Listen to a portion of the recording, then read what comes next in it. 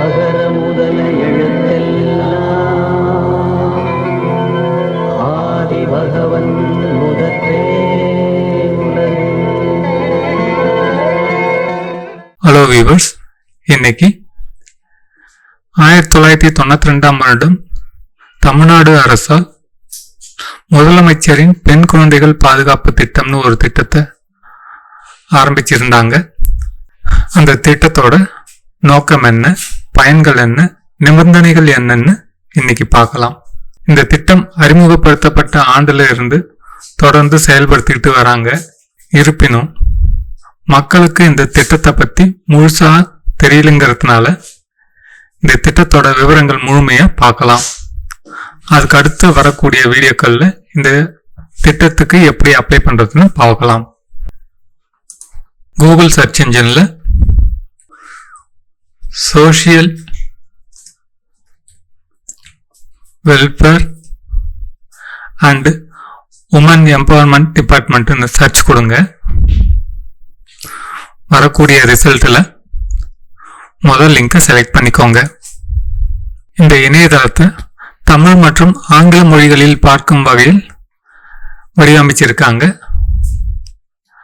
தமிழ் மொழிக்கு இங்க கிளிக் பண்ணிக்கோங்க. ஓகே கொடுத்தீங்கன்னா இந்த இணையதளம் தமிழா மாறிடும். இந்த வெப்சைட் மெனுவில் சிறப்புன்ற ஆப்ஷனை செலக்ட் பண்ணிக்கிட்டு அதுக்கு கீழே இருக்கக்கூடிய குழந்தைகள் நலன்ற ஆப்ஷனை செலக்ட் பண்ணீங்கன்னா முதலமைச்சரின் பெண் குழந்தை பாதுகாப்பு திட்டம்ன்ற ஆப்ஷன் வரும். அந்த ஆப்ஷனை செலக்ட் பண்ணீங்கன்னா இந்த திட்டத்தோட விவரங்களை பார்க்கலாம். இப்ப பாத்தீங்கன்னா இந்த திட்டத்தோட முழு விவரத்தையும் இந்த பேஜில் போட்டிருக்காங்க. இந்த திட்டம் 1992ஆம் ஆண்டு அப்போதைய மாண்புமிகு தமிழ்நாடு முதலமைச்சர் அவர்களால் அறிமுகப்படுத்தப்பட்டது. இந்த திட்டத்தோட பெயர் முதலமைச்சரின் பெண் குழந்தைகள் பாதுகாப்பு திட்டம்னு வச்சிருக்காங்க. இது முழுக்க முழுக்க பெண் குழந்தைகள் நலனுக்கான பாதுகாப்பு திட்டமா இந்த திட்டத்தை வடிவமைச்சிருக்காங்க. இது பெண் குழந்தைகளின் நலனுக்கான முன்னோடி மற்றும் பாதையை மாற்றி அமைக்கும் திட்டமாகும். பெண் குழந்தை பாதுகாப்பு திட்டம் அரசின் நேரடி முதலீட்டின் மூலம் பெண் குழந்தைகளின் உரிமைகளை பாதுகாத்தல் மற்றும் அதிகாரம் அளித்தல் மூலம் பாலின பாகுபாட்டை தடுப்பதை நோக்கமாக கொண்டதாகும்னு சொல்றாங்க. அதாவது இந்த திட்டத்துக்கு முழுக்க முழுக்க அரசே நேரடியா பணம் செலுத்துதுன்னு சொல்றாங்க. இதுக்காக பெண் குழந்தைகளோட பெற்றோர் எதுவும் செலவு செய்ய வேண்டியது இல்லை. இதன் மூலம் பெண் குழந்தைகளின் உரிமைகளை பாதுகாத்தல், அதிகாரம் அளித்தல் மற்றும் பாலின பாகுபாட்டை தடுத்தல் போன்ற காரணங்களுக்காக இந்த திட்டம் உருவாக்கப்பட்டதா சொல்றாங்க. இந்த திட்டத்திற்கான ஆண்டு வருமான வரம்பு 1,20,000 நிர்ணயிச்சிருக்காங்க. அதாவது பெண் குழந்தைகளோட பெற்றோர்களின் ஆண்டு வருமானம் 1,20,000 நிர்ணயிச்சிருக்காங்க. அதுக்கு மேல இருக்கிறவங்களுக்கு இந்த திட்டத்துல சேர்றதுக்கு தகுதி இல்லை. சரி, இந்த திட்டத்தோட நோக்கத்தை விரிவா பார்க்கலாம். பெண் குழந்தைகள் பள்ளியில் சேர்க்கை மற்றும் தக்க வைத்தலை ஊக்குவித்தல் மற்றும் குறைந்தபட்சம் இடைநிலை வரையிலான கல்வியை உறுதி செய்தல். அதாவது பெண் குழந்தைகளை பள்ளியில சேர்க்கணும், அவங்கள பள்ளியில படிக்க வைக்கிறதுக்கு ஊக்குவிக்கணும். அது மட்டும் இல்லாம குறைந்தபட்சம் இடைநிலை கல்வி வரை அவங்க படிக்கிறத உறுதி செய்யணும்னு சொல்றாங்க. அடுத்து பெண் குழந்தைகளை 18 வயதுக்கு பிறகு திருமணம் செய்ய ஊக்குவித்தல். அடுத்து 2 பெண் குழந்தைகளுடன் குடும்ப கட்டுப்பாடு நெறிமுறையை பின்பற்ற பெற்றோர்களை ஊக்குவித்தல். அதாவது 2 பெண் குழந்தைகளுடன் குடும்ப கட்டுப்பாடு செய்து கொள்ளும் பெற்றோர்களுக்கு ஊக்கமளிக்கும் விதமாக இந்த திட்டத்தில் அவர்கள் பதிவு செய்யலாம். அடுத்து பெண் குழந்தைகளின் உரிமைகளை பாதுகாத்தல் மற்றும் பெண் குழந்தைகளுக்கு சமூக மற்றும் நிதி அதிகாரம் அளித்தல். இந்த திட்டத்தின் மூலம் பெண் குழந்தைகளுக்கு கிடைக்கக்கூடிய உரிமைகளை பாதுகாக்கவும் அந்த குழந்தைகளுக்கு சமூக மற்றும் நிதி அதிகாரம் அளிக்கவும் ஊக்குவித்தல். அடுத்து பெண் குழந்தைகளின் நிலையை மேம்படுத்துவதில் குடும்பத்தின் பங்கை வலுப்படுத்துதல். அதாவது பெண் குழந்தைகளை படிக்க வைக்கிறதுனாலையும் அவர்கள் படித்து வளர்றதுனாலே அந்த குடும்பத்தோட பங்கை மேலும் வலுப்படுத்துறதுக்கு இந்த திட்டம் உதவுதுன்னு சொல்றாங்க. சரி, இந்த திட்டத்தோட பயன்கள் என்னன்னு பார்க்கலாம். திட்டம் 3. ஒரு குடும்பத்தில் ஒரு பெண் குழந்தை மட்டுமே பிறந்திருப்பின் அப்பெண் குழந்தையின் பெயரில் நிலையான வைப்புத் தொகையான ரூபாய் 50,000 தமிழ்நாடு மின்விசை நிதி மற்றும் அடிப்படை வசதி மேம்பாட்டு நிறுவனத்தில் முதலீடு செய்யப்படுகிறது. இந்த வைப்புத் தொகை ரசீது நகல் பெண் குழந்தையின் குடும்பத்திற்கு வழங்கப்படுகிறது. இந்த திட்டத்துல என்ன சொல்றாங்கன்னா, திட்டத்தை 2 வகையா பிரிச்சிருக்காங்க. அதுல முதல் திட்டம் என்னன்னா, ஒரு பெண் குழந்தை மட்டும் இருக்கக்கூடிய குடும்பத்தில் அந்த பெண் குழந்தையோட பெயரில் 50,000 ரூபாய் நிலையான வைப்புத் தொகையை தமிழ்நாடு மின்விசை நிதி மற்றும் அடிப்படை வசதி மேம்பாட்டு நிறுவனத்தின் கீழ் அரசே முதலீடு செய்கிறது. அதற்கான ரசீதின் நகலை அந்த குழந்தையின் குடும்பத்திற்கு வழங்குறோம்னு சொல்றாங்க. திட்டம் 2.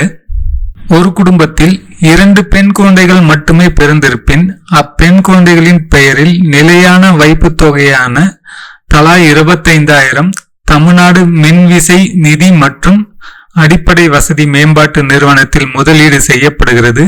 இந்த வைப்புத் தொகை ரசீது நகல் பெண் குழந்தைகளின் குடும்பத்திற்கு வழங்கப்படுகிறது.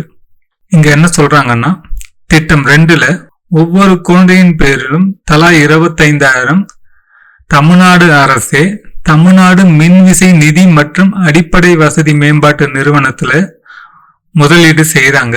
அதுக்கான ரசீதோட நகலை அந்த குழந்தையோட குடும்பத்துக்கு வழங்குறாங்க. மேலும் மேற்கூறிய வைப்புத் தொகை ஒவ்வொரு 5 ஆண்டுகளுக்கு ஒரு முறை புதுப்பிக்கப்பட்டு 18 வயது நிறைவடைந்தவுடன் வட்டியுடன் சேர்த்து முதிர்வு தொகை பெண் குழந்தைக்கு வழங்கப்படும்.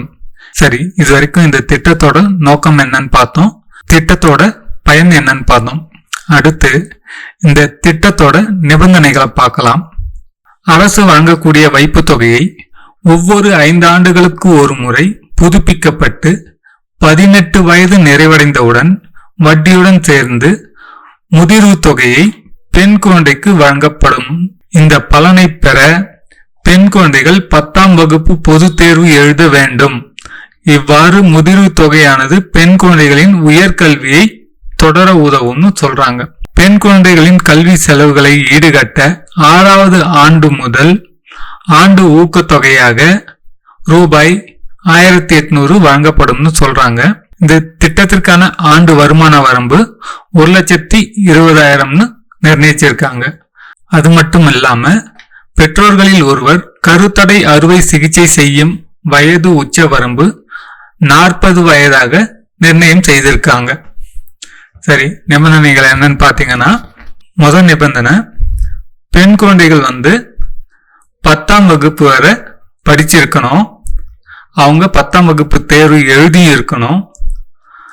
அப்படி எழுதி இருக்கக்கூடிய பெண்களுக்குத்தான் அரசு முதலீடு செய்த இந்த பணம் கிடைக்கும். அந்த பணத்தின் மூலம் பெண் குழந்தைகள் மேலும் அவங்க கல்வியை தொடரலாம்னு சொல்றாங்க. அது மட்டும் இல்லாம பெண் குழந்தைகளின் கல்வி செலவுகளை ஈடுகட்டுறதுக்காக 6வது ஆண்டு முதல் ஆண்டுதோறும் ஊக்கத்தொகையாக 1,800 வழங்கப்படும்னு சொல்லியிருக்காங்க. 3வதா, இந்த திட்டத்திற்கான ஆண்டு வருமான வரம்பு, அந்த குடும்பத்தோட ஆண்டு வருமானமே 1,20,000 தான் இருக்கணும்னு சொல்லியிருக்காங்க. கடைசி நிபந்தனை என்னன்னு பாத்தீங்கன்னா, பெற்றோர்கள்ல ஒருவர் கருத்தடை அறுவை சிகிச்சை, அதாவது குடும்ப கட்டுப்பாடு சிகிச்சையை செய்திருக்கணும். அதுக்கு அவங்களுக்கான வயது வரம்பு என்னன்னு பாத்தீங்கன்னா 40 வயதாக நிர்ணயம் செஞ்சிருக்கிறாங்க.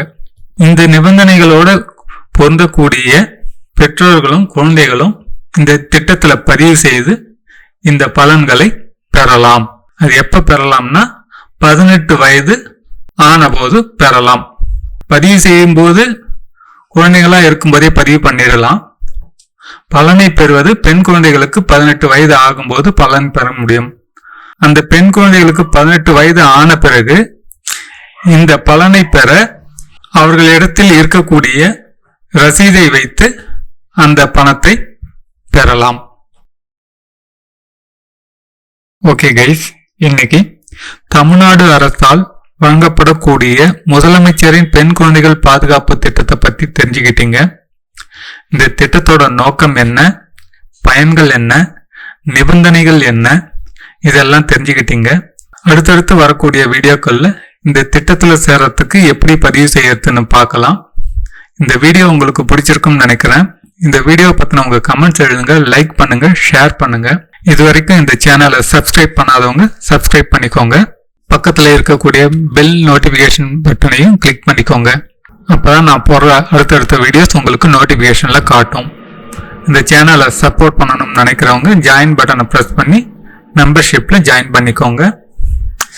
இது மட்டும் இல்லாம WhatsApp channel, Facebook page, Telegram சேனல்லாம் லிங்க் டெஸ்கிரிப்ஷன்ல கொடுத்துருக்குறேன். அந்த லிங்கை கிளிக் பண்ணி ஜாயின் பண்ணிக்கோங்க. Thank you guys.